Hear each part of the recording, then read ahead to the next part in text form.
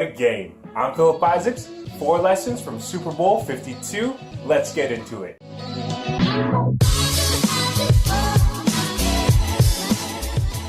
It's all about the underdog story in life. So you have the defending champions, Tom Brady and the Patriots, up against the underdogs, Nick Foles and the Philadelphia Eagles. Focusing on the underdog, the Philadelphia Eagles, here are some of the things that were said about them on their journey to the Super Bowl. Can you believe that somebody actually said that Philadelphia was the dumbest sports city in America? Like, how do you get off going saying something like that? Number 2, the experts in NFL, they didn't think that the Eagles would even make it to the preliminary stages of the Super Bowl champion. Now, the third one being that when they lost their main quarterback, Wentz, to an injury, that was a big setback to the Eagles.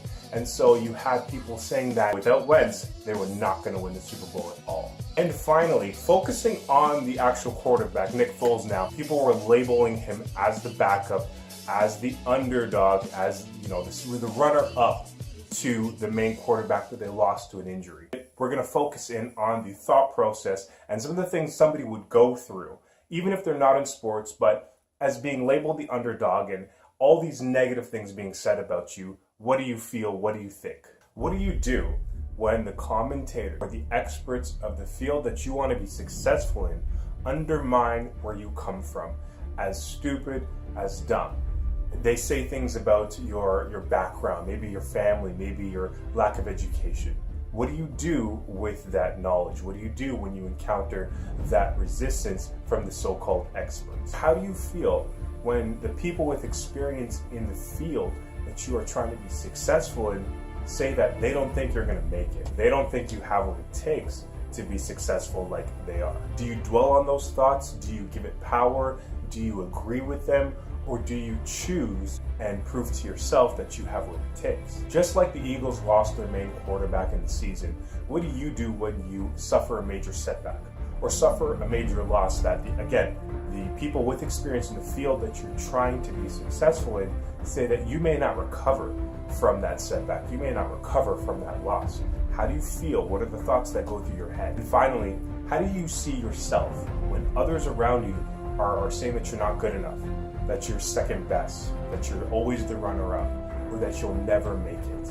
Or just like Nick Foles, who's considered the runner-up, backup, quarterback, somebody going up against a guy like Tom Brady, who has a great track record.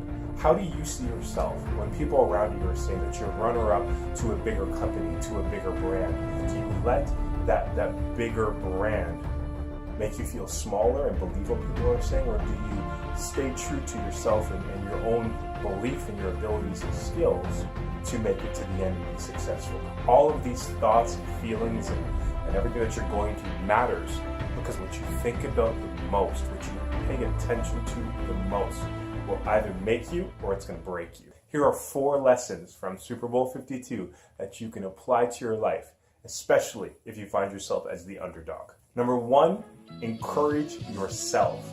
Your inner voice and all those positive statements have to be louder than all the outside voices, what people are saying, what you're hearing being said about you. Look in the mirror when you wake up and give yourself 5 or 3 affirmative statements.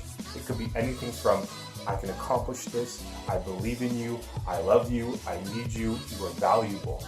Any one of those and more can work for you. That can help boost your self-confidence and your own self-image. Number 2, change up your style. Adapt what you do if you find yourself encountering an obstacle. Insanity is defined as doing the same thing over and over again, expecting a different result. Do something unexpected. Surprise those experts that are saying that you can't do it. Just like Nick did with that quick change in pass where he made the touchdown. Make your own touchdown. Do something creative. Number 3, do what works for you. Don't worry about what other people are doing. Yes, it's good to learn from others, but repeat the actions that have created success for you over and over again. There's no point in reinventing the wheel if it's already working for you. And number 4, stay focused and stay humble. You don't have to prove anything to anyone. Let your results speak for you. You will always have naysayers. You will always have people that will down what you're trying to do, or down your goals, or make you feel like you're not good enough to achieve those goals. However, you can create your own outcome despite what's happening around you or what people are saying about you. It's all up to you. That's it from me. I'm Philip Isaacs, and that was 4 life lessons from Super Bowl 52. Thank you for watching, and I'll see you all next week.